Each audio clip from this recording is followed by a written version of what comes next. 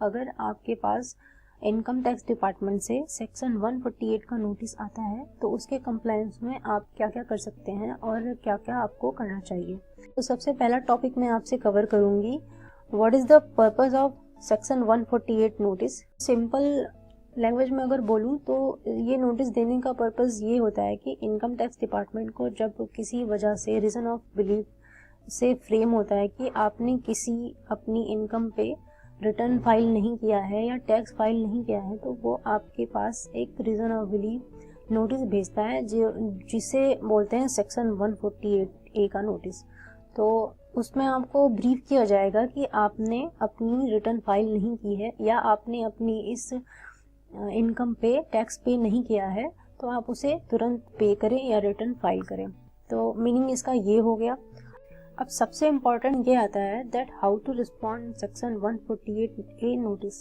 तो सबसे पहले आपको क्या करना है, आपको चेक करना है कि आपने अपने फॉर्म 26A के तहत कौन सी ऐसी चीज़ छोड़ दी है या ऐसी कौन सी चीज़ है जिसके ऊपर आपने रिटर्न फाइल नहीं की है। और पहले चेक करेंगे, चेक करने के बाद अगर आपने सारी रिटर्न फाइल की हैं उसके बाद भी आपके पास सेक्शन 148A का नोटिस आता है, तब आप इस नोटिस को चैलेंज कर सकते हैं। ज़्यादातर ये नोटिस तब आता है आप अकाउंट में FD वगैरह कराते हैं या फिर कोई रियल एस्टेट का अमाउंट होता है जिसका रिटर्न आप फाइल नहीं करते हैं या फिर कोई कैश डिपॉजिट होता है। और लास्ट वन की अगर आपके अकाउंट में कोई सिग्निफिकेंट अमाउंट डिपॉजिट होता है और आपने उसका रिटर्न फाइल नहीं किया, उस केस में अगर किसी डेटाबेस से इनकम टैक्स डिपार्टमेंट को ये पता चलता है कि आपने इनकम ली है बट उसका रिटर्न फाइल नहीं किया है, तो आपको वो ये नोटिस भेजता है कि आप कितने दिनों के अंदर अपना रिटर्न फाइल कर लीजिए। क्वेश्चन ये है कि what if you have already filed ITR previously under section 139। तो इस केस में दो एक्शन लिया जा सकता है। पहला ये कि आपके नोटिस में जो डेट आपको मेंशन की गई है जिस ईयर की, उस ईयर की रिटर्न आप चेक करिए कि आपने फाइल की हुई है। तो और अगर उसमें फाइल की हुई है तो और कोई गलती नहीं है, आपने फाइल की है, तो वो आप डाउनलोड कीजिए और वही फिर से आप अपलोड कर दीजिए।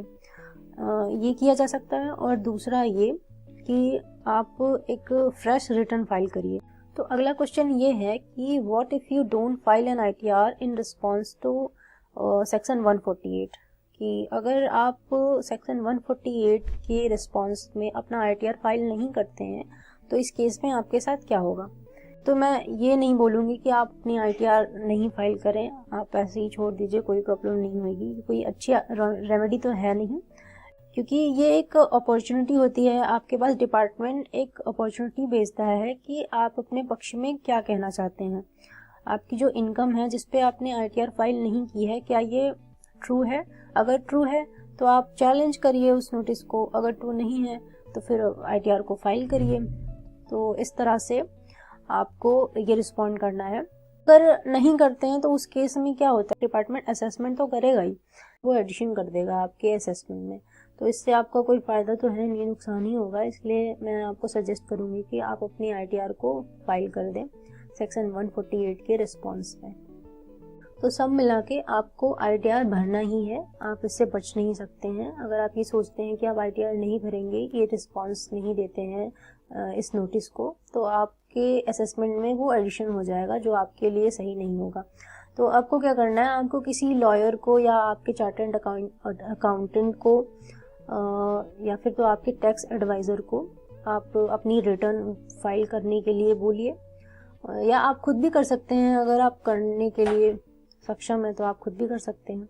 करते हैं, आपको लगता है कि आपने रिटर्न फाइल की है फिर भी आपके पास 148 का नोटिस आया है, तो आप एक काम करिए, आप डिपार्टमेंट को चैलेंज करिए और फिर भी आपके पास अगर नेगेटिव रिस्पॉन्स आता है, मतलब कि आपका स्टैंड सही है फिर भी आपके पास नेगेटिव रिस्पॉन्स आता है, इस कंडीशन में आप कोर्ट में जा सकते हैं, आपके मामले पे पूरी सुनवाई की जाएगी। तो इस वीडियो में इतना ही। जहाँ तक मुझे पता था, जितना भी मैंने प्रोसेस किया है वो चीज़ें मैंने आपके साथ शेयर कर दी हैं। अगर ये वीडियो आपको पसंद आई हो तो वीडियो को लाइक और चैनल को सब्सक्राइब और शेयर ज़रूर करेंगे। Thank you so much for watching this video.